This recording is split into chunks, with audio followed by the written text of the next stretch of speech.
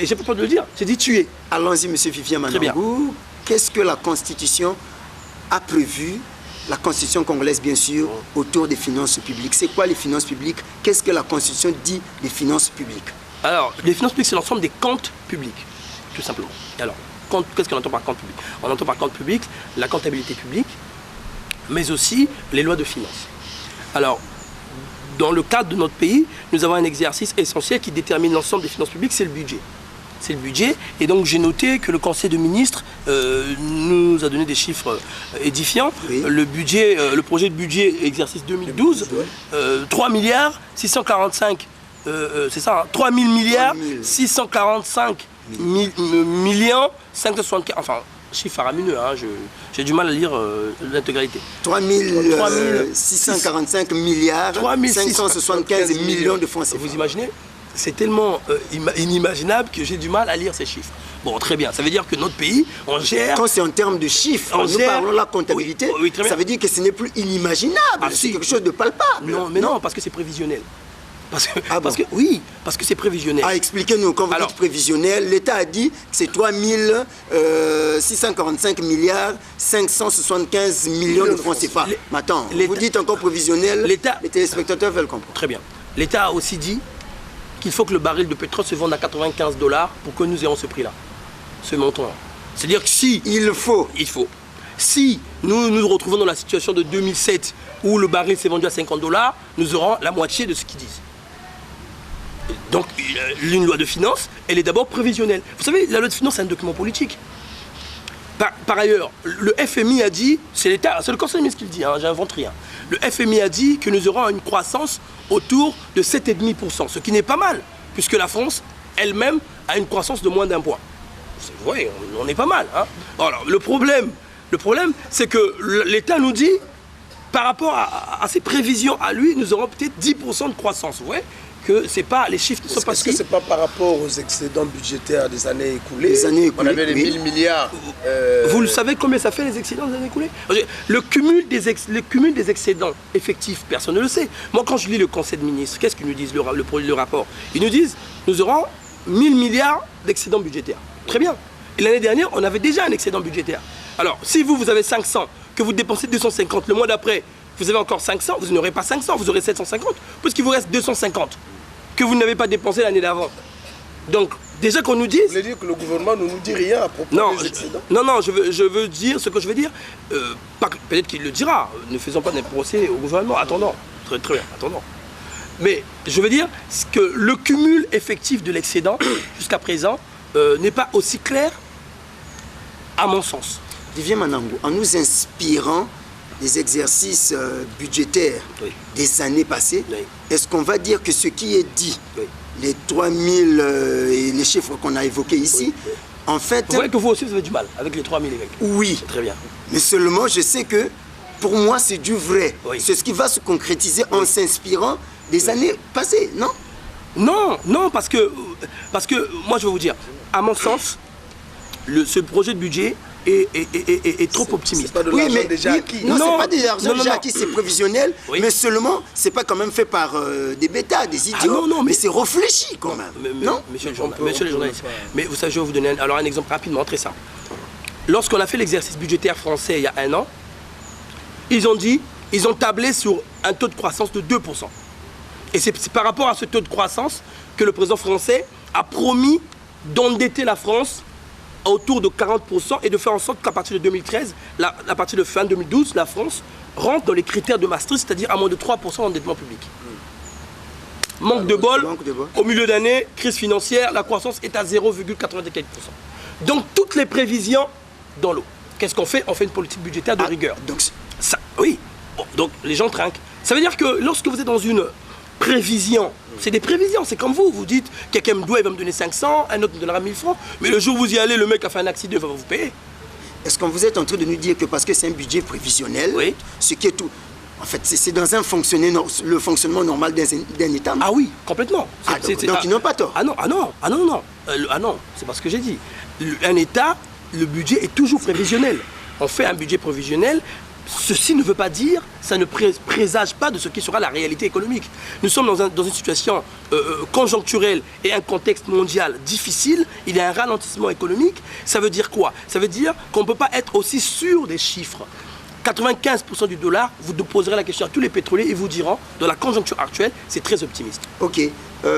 Comment est-ce que la Constitution a prévu, congolaise bien sûr, pour que l'État congolais arrive à constituer un budget, son budget? Comment ça se passe pour constituer le budget? Alors, très bien. La Constitution ne traite pas des questions purement techniques du budget. Mais la Constitution détermine la démarche, la procédure juridique pour arriver à avoir un budget. C'est ce qui s'est passé hier, comme vous l'avez vu. C'est là où nous en sommes. Très bien. Ces procédures-là. Très bien. Donc vous avez d'abord le ministre de l'économie qui, dans le système congolais, a une place essentielle, qui, avec ses services, les différents ministres des Finances, ministres de l'économie, prépare ce qu'on appelle les lois cadres pour arriver vers un budget. Et après, une fois qu'ils finissent, ils prennent l'avis de la Cour constitutionnelle qui doit dire si la loi des finances est constitutionnelle ou pas. Après, l'étape d'après, présentation du budget au Conseil des ministres, qui l'adopte ou pas. Généralement, c'est toujours adopté, vous vous en doutez. Comme hier, c'est adopté. Et là, va commencer le débat parlementaire. Le budget ira à l'Assemblée, prioritairement à l'Assemblée, parce que vous savez que notre Constitution donne une priorité sur les matières de loi de finances à l'Assemblée. C'est le fameux bicaméralisme inégalitaire. Donc d'abord à l'Assemblée, le document va être traité, puis après il ira au Sénat pour l'adoption définitive. Est-ce que le budget ou les finances publiques au Congo, vous pensez que les finances sont bien gérées au Congo? Alors, moi j'ai les questions des finances me tiennent à cœur. Je reste convaincu que si nos finances étaient bien gérées, comme un bon père de famille, ou une bonne mère de famille, très bien, gère ses fonds, nous pourrions faire des grandes choses, de très grandes choses. Avec la masse des revenus pétroliers, une bonne gestion de nos finances publiques, nous ferions beaucoup plus que ce que nous faisons aujourd'hui. Vous êtes en train de dire... Je suis en train de dire, je vais en arriver, je suis en train de dire que j'ai lu dans la presse l'affaire Moulaïs et des transitaires, des douaniers véreux qui font sortir des centaines de conteneurs sans verser aucune contribution fiscale à l'État. Est-ce que vous imaginez la perte de gain de l'État? Alors très bien. Et comment vous allez m'expliquer, monsieur le journaliste, si vous pouvez, mais j'imagine que vous ne pouvez pas, vous êtes comme moi. Comment un douanier qui gagne 200 000 ou 300 000 construit 5, 6, 7 maisons en 2 ans? C'est valable pour les transitaires. Comment vous pouvez l'expliquer? Le Congo est l'un des seuls et rares pays où vous avez autant de transitaires étrangers. Mais le transit est un élément de souveraineté nationale. Ce n'est pas seulement la petite blagounette du petit commerce du coin. C'est aussi le moyen par lequel on importe les choses chez nous. Et il est essentiel d'avoir la maîtrise de ce domaine, de cette parcelle de souveraineté. Alors je ne dis pas qu'il ne faut pas leur travail. Il faut reconnaître que le ministre Ondongo a fait certaines choses, prendre des mesures, très bien. Mais il faut aller plus loin. Il faut aller plus loin. Le jour où nous aurons une gestion saine de nos finances publiques, notamment de la douane et compagnie, vous verrez quels en seront les dividendes pour les Congolais, qui sont notamment dans les coins les plus reculés. Par exemple, déjà dans l'octroi des marchés publics, il y a un mécanisme qui a été mis en place pour... En fait, c'est une avancée dans le cadre de la gestion. Qui paraît critiqué aujourd'hui. Ah bon? Oui, c'est le monsieur lui-même des marchés publics, il s'appelle monsieur Elongo, qui est de la commission d'attribution de marchés publics, ou du contrôle des marchés publics, monsieur Didier Elongo, qui disait qu'il y a des freins énormes lorsqu'il va dans les administrations, que les administrations font encore des appels d'offres de façon sauvage. C'est-à-dire en entente, en cédant les marchés à des cousins, à des parents. Vous voyez que même sur le terrain, il y a beaucoup de choses à faire encore. Allons-y donc, les marchés ou les finances publiques, s'il te plaît, Gibel, les finances publiques sont maximisées, à dire chaque année. Oui. Aujourd'hui, nous sommes à 3600 milliards. Et le train de vie des Congolais, est-ce que vous trouvez que ça va de pair? Non, justement. Alors, nous, on a un gros problème. On nous dit croissance à 7,5%. Mais la croissance, c'est d'une certaine manière la production nationale de la richesse.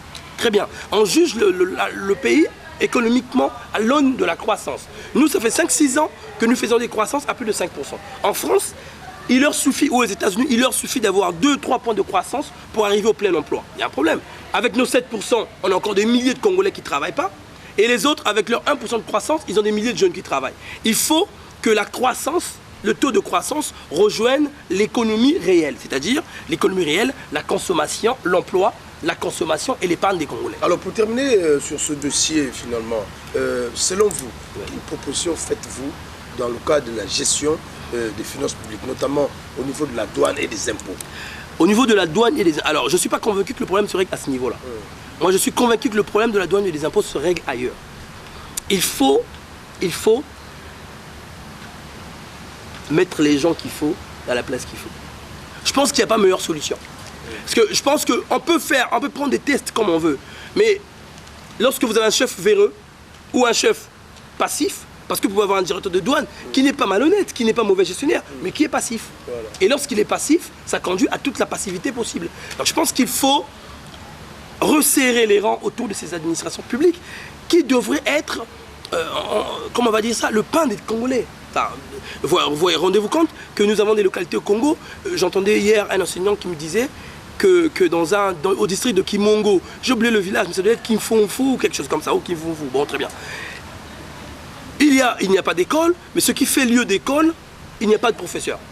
Et il y a 3 bénévoles, enfin c'est pas des bénévoles, c'est des gens qui savent à peu près écrire et lire, et qui sont des enseignants, et qui sont rémunérés par les parents d'élèves. Vous voyez que ce sont des situations tragiques que ne peut se permettre un pays comme le Congo, qui par ailleurs a un port en haute mer. Merci beaucoup Tif Tivogo. Nous allons poursuivre avec Bachir Théophile Nsakala. Alors vous êtes un diplômé de droit, vous avez dit tout à l'heure chargé d'enseignement en ce qui concerne la Constitution, donc le droit constitutionnel. Alors nous allons parler un peu du système électoral. Bachir Théophile. Monsieur Manango, bonsoir. Bonsoir monsieur. Mais, le système électoral congolais, vous faites d'office homme de droit, vous enseignez le droit en Europe. Avez-vous une idée de ce que c'est que la loi électorale au Congo par exemple? Alors, je ne me fais pas d'office homme de droit, hein, si je peux me permettre de vous reprendre. Vous êtes juriste au moins. Mais donc je ne me fais pas homme d'office. J'ai quelques mérites pour être juriste, sans être prétentieux. Alors, pour ce qui est du système électoral, la base d'un système électoral, c'est d'abord la Constitution. La Constitution détermine le mode de scrutin. Et après, vous avez la loi électorale qui l'organise. Bon. Alors, première chose, la chose essentielle à dire, c'est qu'au Congo, comme dans beaucoup de pays africains, nous avons fait une subdivision entre le ministère qui est chargé d'organiser les élections et une commission nationale indépendante qui est elle chargée de superviser l'élection. Donc nous avons la DGAT, Direction Générale des Affaires Électorales, et qui est rattachée au ministère de l'Intérieur, et nous avons, ça s'appelle comment, CONEL. La CONEL, qui est la commission censée organiser, superviser les élections. Donc 2 étapes. Alors, dans les autres pays où il n'y a pas de suspicion de fraude électorale, c'est le ministère qui organise les élections. Chez nous, nous avons cette commission. Très bien. Première chose. Deuxième chose, enfin, pour ce qui concerne les élections législatives et présidentielles, ce qui est retenu, c'est le mode de scrutin, du scrutin majoritaire à 2 tours. C'est-à-dire, vous avez autant de candidats, et puis celui qui arrive premier, s'il atteint plus de 50%, est élu au premier tour, et s'il n'a pas atteint 50%, un deuxième tour est organisé. Je veux quand même dire quelque chose concernant, non pas le mode de scrutin, mais les conditions rigoureuses pour être candidat à la présidence de la République, de l'article 58. C'est essentiel. Pourquoi c'est essentiel? Parce qu'il y a ce que moi j'ai appelé un bétonnage constitutionnel. Pour que vous soyez candidat, il faut être de nationalité congolaise d'origine. Bon, je vous avoue que je ne sais pas ce que ça veut dire. D'autant plus, je l'ai noté quelque part, que cet article 58 est à mettre en comparaison avec l'article, il me semble, attendez, je vais vous le dire pour ne pas vous dire des conneries, avec l'article 68, je crois. Attendez. Non, avec l'article 96. C'est l'article 58 qui pose les conditions rigoureuses pour accéder à la magistrature suprême. Et c'est l'article 96 qui pose le régime de candidature pour être candidat à la députation. Pour les députés, la Constitution nous dit qu'il faut être de nationalité congolaise. Point. Pour être président, on nous dit qu'il faut être de nationalité congolaise d'origine. Alors, qu'est-ce que c'est l'originalité? Vous avez quel problème avec le mot d'origine? Le problème que oui, justement. Vous savez, il faut... Est-ce qu'il serait mauvais qu'aujourd'hui les Congolais se remettent un peu en question pour savoir qui est réellement Congolais de pure souche pour que au moins cette fonction soit réservée à... Pourquoi de pure souche? Enfin, je veux dire, pourquoi de pure souche? Posons-nous la vraie question, comment s'est construit ce pays? Le Congo s'est construit par un brassage de population venant, toute une partie des habitants du Poul, moi je suis du Poul, viennent de la RDC. Il faut avoir le courage de le dire. Si vous prenez toute la zone, Kikembo, Mindouli, mon père est de par là-bas, c'est des gens qui ont des origines plus par là-bas. Si vous prenez ce qui faisait office du Congo d'Intochila, qu'est-ce que c'est aujourd'hui? C'était l'Angola, une partie de l'Angola, une partie du Congo. Zachary Miboto, qui était ministre de l'Intérieur au Gabon, était par ailleurs neveu de Lissouba, président de Lissouba, qui était président du Congo. Vous allez dire à Lissouba qu'il n'était pas congolais? Alors, faisons attention, n'allons pas après chercher querelle, parce qu'aujourd'hui, ça ne se pose pas. Mais le jour où vous aurez un candidat, un bon Congolais, qui peut faire un bon président, qui sera né de papa sénégalais et de mère congolaise, et qui a fait ses études grandi né au Congo, nous dirions quoi? Que ce mec est sénégalais? C'est-à-dire que le problème de la nationalité, en même temps que vous qui êtes en France, réclamez Oudi la nationalité française. Oui. Pourtant, vous savez très bien que vous avez des origines congolaises. Oui. Est-ce que quelque part cela ne porte pas atteinte vraiment à l'intégrité territoriale d'un pays? Non. Pourquoi? Parce que la citoyenneté, à mon sens, la citoyenneté, c'est l'acception de certaines valeurs. Nous, au Congo, nous avons des valeurs. En France, ils ont leurs valeurs. Et lorsqu'on a la double nationalité, cette question est pertinente parce que je vous voulais parler de la double nationalité. Absolument. Bon, très bien. Elle est pertinente. Je pense, par contre, par rapport à ce que je viens de dire, que lorsqu'on a la double nationalité, on ne peut pas être candidat à la présidence de la République. De ce point de vue, je suis assez d'accord. Pourquoi? Je vais vous dire. Parce qu'il est arrivé que le président Lissouba dise à chaque fois, je suis fatigué, je repars chez moi. Mais il est président de la République. C'est quand même quelque chose d'incroyable. C'est quand même incroyable. Si vous continuez à m'emmerder, je repars chez moi, mais il est président de la République. Vous voyez? Au Pérou, il y a eu un gars qui s'appelait Alberto Fujimori, qui était de père japonais. Ce mec a été président, a commis beaucoup de forfaitures, et le jour où la justice de son pays a voulu le juger, il a fui au Japon. Il dit, moi je suis japonais. Vous voyez? Je pense que de ce point de vue, on ne peut pas être président de la République et en ayant la double nationalité. En revanche, on ne peut pas dire à quelqu'un, vous ne serez pas candidat parce que vous n'avez pas les origines congolaises. Monsieur Mbiema, parce que vous n'êtes pas né de père et de mère congolais. Monsieur Mbiema Clément, qui a écrit un magnifique bouquin sur le régime congolais, a expliqué que ça créait de fait une situation d'inégalité entre deux catégories des Congolais. C'est-à-dire les Congolais éligibles et électeurs, qui sont nés de père et de mère congolais, et les Congolais de seconde zone, qui sont les naturalisés. Vous voyez, c'est une situation, à mon sens, dangereuse. D'autant plus qu'on l'a vu en Côte d'Ivoire. Et donc aujourd'hui, il faut déjà mettre des garde-fous. Aujourd'hui, je pense que dans la perspective justement, parlons-en, puisque tout le monde parle de la révision de la Constitution. On va y arriver. Bon, très bien. Puisque nous parlons du système électoral, on parle de l'élection au suffrage universel, direct, indirect. Bon, bref, c'est un langage que les communs de Congolais n'arrivent pas également à bien maîtriser. Oui, alors le suffrage universel, c'est lorsque l'ensemble des Congolais, sous des critères précis, c'est pas tout le monde, hein, il faut quand même avoir 18 ans dans le cas du Congo, peuvent se prononcer sur la personnalité ou sur la politique d'un candidat, présidentiel, législatif notamment. Ce sont les élections, ou même les élections locales. Ce sont les élections qui sont au suffrage universel direct. C'est-à-dire, suffrage universel, c'est tout le monde qui s'exprime. Suffrage universel indirect, c'est lorsque les grands électeurs, c'est-à-dire ceux qui avaient été élus auparavant par le suffrage universel, s'expriment eux. Cette différence permet par exemple de dire que l'Assemblée nationale, qui elle est issue du suffrage universel, est beaucoup plus légitime que le Sénat, qui lui est issu du suffrage universel indirect. Puisque voté par les conseillers municipaux. Puisque voté par les conseillers municipaux, dans le jargon, qu'on appelle dans le jargon les grands électeurs. Le principe de la République également nous dit que le gouvernement, nous avons un gouvernement du peuple, par le peuple, et qu'il exerce par le canal d'une élection ou bien d'un référendum. Aujourd'hui, lorsque nous regardons très bien le canevas de ce qu'est comme le système électoral congolais, on a comme l'impression qu'on est en train de se mettre des bâtons dans le roue entre les différentes parties en présence. Est-ce qu'aujourd'hui, d'un point de vue constitutionnel, ce genre d'actes posés en amont, avant les échéances, ne peuvent pas porter atteinte? Alors, je vous avoue que je n'ai pas bien compris votre question. Mais si c'est ce que je sens percevoir, parlant peut-être de l'annulation du meeting de l'opposition. Non, c'est-à-dire que nous sommes un gouvernement du peuple. Oui, pour le peuple et par le peuple. C'est la définition qu'Abraham Lincoln fait de la démocratie. Voilà, oui. Mais curieusement, nous avons comme l'impression qu'arriver à ce niveau... Oui, il y a un frein. Il y a un frein. Très bien. Oui, mais vous savez, chaque régime a un mythe fondateur. Celui de la démocratie, c'est le pouvoir du peuple, par le peuple et pour le peuple. À moins d'être naïf, tout le monde sait que ce n'est pas le peuple qui exerce le pouvoir. Vous n'allez pas aller à Tchétché et demander aux gens à Tchétché, est-ce que monsieur, vous avez déjà pris une décision concernant le pays? Ah, bon, très bien. L'essentiel, c'est quand même de pouvoir élire des dirigeants qui sont à la hauteur des attentes populaires. C'est pour ça qu'on donne la possibilité que dans le régime, dans la République, comme vous dites, c'est soit le peuple qui, par ses représentants,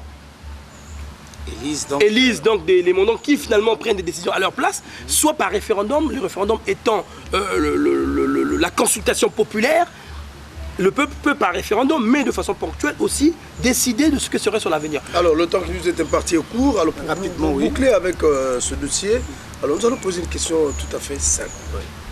Depuis, vous en tant qu'observateur, en tant que juriste, quand vous observez les élections au Congo, souvent quand on arrive au moment des élections, il y a toujours des crises, il y a des conflits, etc. Pour vous, en tant que juriste, quelle proposition faites-vous pour que les élections se déroulent de façon, si vous voulez, clairement, qu'il n'y ait pas de conflit, sans litige? Quelle est la proposition que vous pouvez faire? Sans oublier qu'aujourd'hui on parle, et avec insistance, de la mise déjà en place de cette fameuse commission nationale indépendante. Vous savez, c'est une question sans doute un peu difficile depuis que je suis là. Pourquoi? Parce que la question se pose dans tous les pays d'Afrique. C'est même pas une question du Congo. À la veille d'une élection, nous avons toujours cette difficulté. Mais il faut d'abord expliquer les causes de la difficulté avant d'en proposer une solution de sortie. À mon sens, la cause de cette situation, c'est le fait que dans l'esprit des Africains, des Congolais en particulier, nous n'avons pas accepté l'alternance. Pour nous, le pouvoir politique, lorsqu'on arrive au pouvoir, on s'y maintient. Il faut y demeurer. Quelles que soient les méthodes. Pour l'opposition, il faut arriver au pouvoir pour arriver au pouvoir. C'est-à-dire que l'idée, c'est on n'arrive pas au pouvoir. Mais au fond, la démocratie, le pouvoir, arriver au pouvoir n'est pas l'épuisement des moyens démocratiques. Quand vous arrivez au pouvoir, il faut encore assurer le bien-être de ceux qui vous ont élus. Et arriver au pouvoir, ce n'est pas en démocratie la chose la plus importante qui soit. C'est un moyen, c'est non pas une fin en soi pour ceux qui attendent de vous des actions. Alors donc, je pense que pour éviter les conflits post-électoraux, il y a deux choses qu'il faut faire. C'est assez révolutionnaire, mais je pense que c'est possible. La première chose, il faut supprimer l'élection présidentielle. Simplement. Il faut le supprimer. C'est-à-dire? Je vais vous dire. Alors, chez nous, c'est compliqué parce que nous sommes dans un régime présidentiel. Mais c'est une élection qu'il faut supprimer. Je vais vous dire pourquoi. Parce que à chaque élection présidentielle, il y a une cristallisation du